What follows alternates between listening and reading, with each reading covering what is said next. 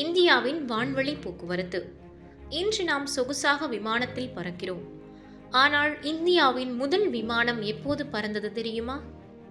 தி humble beginning, 1911.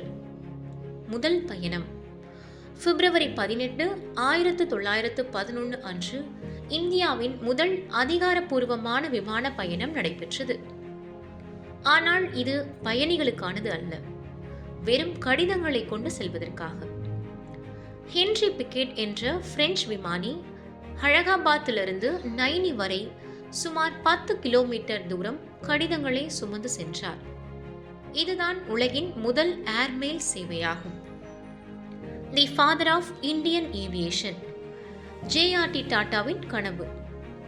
1932 இந்தியாவின் முதல் வணிக ரீதியான விமான சேவையை ஜே.ஆர்.டி. டாடா தொடங்கினார். இதன் பெயர் டாடா ஏர்லைன்ஸ். முதல் விமானி ஜே.ஆர்.டி. டாடா தான் இந்தியாவின் முதல் வணிக ரீதியான விமானி உரிமம் பெற்றவர். அவர் கராச்சியில் இருந்து மும்பைக்கு ஒரு சிறிய விமானத்தை ஓட்டி வந்தார்.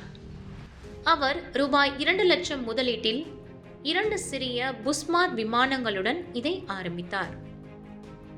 முதல் வருடத்திலேயே இந்த நிறுவனம் 1.6 லட்சம் மைல்கள் பறந்து ரூபாய் 60,000 லாபம் ஈட்டியது. இது அந்த காலத்திலேயே ஒரு பெரிய சாதனையாக கருதப்பட்டது. ஆரம்பத்தில் இது பயணிகளுக்காக அல்ல, கடிதங்களை கொண்டு செல்வதற்காகவே தொடங்கப்பட்டது. கராச்சி, மும்பை, சென்னை இடையே தபால்களை மிக வேகமாக சேர்த்தது. 1946 இது ஏர் இந்தியா என பெயர் மாற்றப்பட்டது. அப்போது ஏர் இந்தியா வழங்கிய உணவு மற்றும் விருந்தோம்பல் உலகிலேயே மிக சிறந்ததாக கருதப்பட்டது. சிங்கப்பூர் ஏர்லைன்ஸ் போன்ற பெரிய நிறுவனங்களே ஏர் இந்தியாவை பார்த்துதான் தங்கள் சேவையை வடிவமைத்தன. தி மகாராஜா. இந்தியாவின் அடையாளமாக இன்றும் இருக்கும் மகாராஜா உருவம் 1946 டாடா ஏர்லைன்ஸ் காலத்தில் உருவாக்கப்பட்டது. 2ஆம் உலகப் போர் சமயத்தில் டாடாவின் அனைத்து விமானங்களும் இராணுவ பயன்பாட்டிற்காக அரசால் எடுத்துக் கொள்ளப்பட்டன. இதனால் வணிக ரீதியான போக்குவரத்து முற்றிலும் பாதிக்கப்பட்டது.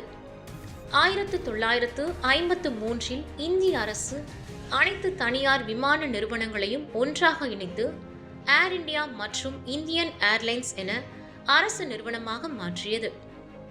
தனது கனவு திட்டத்தை அரசு எடுத்துக்கொண்டது ஜே.ஆர்.டி. டாடாவிற்கு மிகுந்த வருத்தத்தை அளித்தது. ஜே.ஆர்.டி. டாடா ஒருமுறை சொன்னார், பணம் சம்பாதிப்பதற்காக நான் இதை தொடங்கவில்லை. இந்தியா வான்வழி போக்குவரத்தில் உலகிற்கு இணையாக இருக்க வேண்டும் என்பதற்காகவே தொடங்கினேன். அவர் இழந்த அந்த நிறுவனம் இன்று 2026 மீண்டும் டாடா வசமே வந்துவிட்டது. ஒரு நீண்ட போராட்டத்திற்கு பிறகு மகாராஜா மீண்டும் தனது சொந்த வீட்டிற்கு திரும்பிவிட்டார். இந்திய வான்வெளியில் ஏற்பட்ட அதிரடி மாற்றம். விமான நிலையங்களின் எண்ணிக்கை 2015 இந்தியாவில் செயல்பட்ட விமான நிலையங்கள் வெறும் 80 தான். ஆனால் 2025 இது 162 உயர்ந்துள்ளது. அதாவது வெறும் 10 ஆண்டுகளில் வசதிகள் இரட்டிப்பாகியுள்ளது. இன்று இந்தியாவில் மிக அதிகமான விமான நிலையங்களை கொண்ட மாநிலமாக உத்தரப்பிரதேசம் 10.5% திகழ்கிறது. ஜேபார் என்ற இடத்தில் உலகின் மிகப்பெரிய விமான நிலையங்கள் ஒன்று கட்டப்பட்டு வருகிறது.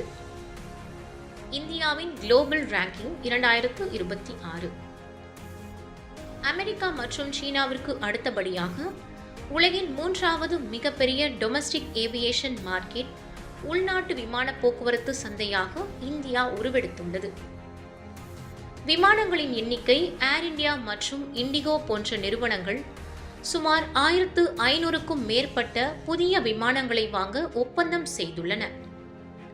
இது உலக அளவில் ஒரு மிகப்பெரிய சாதனையாக பார்க்கப்படுகிறது. டாடா குழுமம் ஏர் இந்தியாவை வாங்கிய பிறகு ஒரே நேரத்தில் 470 விமானங்களை வாங்குவதற்கு ஆர்டர் கொடுத்தது. அதே நேரத்தில் இண்டிகோ நிறுவனம் 500 விமானங்களை வாங்குவதற்கு ஒப்பந்தம் செய்தது. இது உலக விமான போக்குவரத்து வரலாற்றிலேயே ஒரு நாடு ஒரே ஆண்டில் செய்த மிகப்பெரிய முதலீடாகும். 2026இல் இந்த புதிய விமானங்கள் ஒவ்வொன்றாக இந்தியாவிற்கு வரத் தொடங்கின. லே லடாக் விமான நிலையம் இது கடல் மட்டத்திலிருந்து சுமார் 10,682 அடி உயரத்தில் உள்ளது. இது உலகின் மிக உயரமான வணிக ரீதியான விமான நிலையங்களில் ஒன்றாகும். இங்கு ஆக்சிஜன் அளவு குறைவாக இருப்பதால் விமானங்கள் தரையிறங்குவதும் டேக் ஆஃப் ஆவதும் மிக சவாலானது. அகட்டி விமான நிலையம் லட்சத்தீவு இது கடலுக்கு நடுவே ஒரு சிறிய தீவில் அமைந்துள்ளது. இதன் ஓடுதளம் கடலில் முடிவது போல தோன்றும். பார்ப்பதற்கு மிக அழகாகவும் அதே சமயம் த்ரில்லாகவும் இருக்கும். சிக்கிம் மாநிலத்தில் உள்ள பாக்யோங் விமான நிலையம் இந்தியாவின் 100வது விமான நிலையமாகும். இது ஒரு கிரீன்ஃபீல்ட் விமான நிலையம், அதாவது மலைப்பகுதியை செதுக்கி மிக கடினமான பொறியியல் நுட்பத்துடன் இது உருவாக்கப்பட்டது. இது வடகிழக்கு இந்தியாவின் மிக முக்கியமான மைல்கள். கொச்சி சர்வதேச விமான நிலையம் இது உலகிலேயே முழுமையான சூரிய சக்தியால் இயங்கும் முதல் விமான நிலையமாகும். இதற்காக இந்த விமான நிலையத்திற்கு ஐக்கிய நாடுகளின் சபையின் உயரிய விருதான சாம்பியன் ஆஃப் எர்த் வழங்கப்பட்டது. உலகிலேயே மிக வேகமாக வளர்ந்து வரும் விமான சந்தை இந்தியா. மேலும் உலகிலேயே பெண் விமானிகள் அதிகமுள்ள நாடும் இந்தியா. சுமார் 12.4% உலக சராசரியை விட 2 மடங்கு அதிகம். சாதாரண மக்களும் விமானத்தில் பறக்க வேண்டும் என்பதற்காக இந்திய அரசு கொண்டு வந்த உடான் உள்ளிட்ட பல திட்டம் இந்த வளர்ச்சிக்கு முக்கிய காரணமாகும்.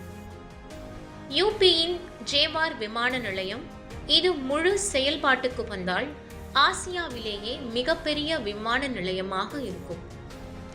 1911இல் 10 கிலோமீட்டர் தூரம் கடிதங்களை சுமந்து சென்ற அந்த சிறிய பயணம் இன்று உலகையே ஆளும் நிலைக்கு வளர்ந்துள்ளது. இந்தியாவின் வான்வழி போக்குவரத்து என்பதும் வெறும் போக்குவரத்து மட்டுமல்ல, அது பல கோடி மக்களின் கனவுகளை இணைக்கும் ஒரு பாலம்.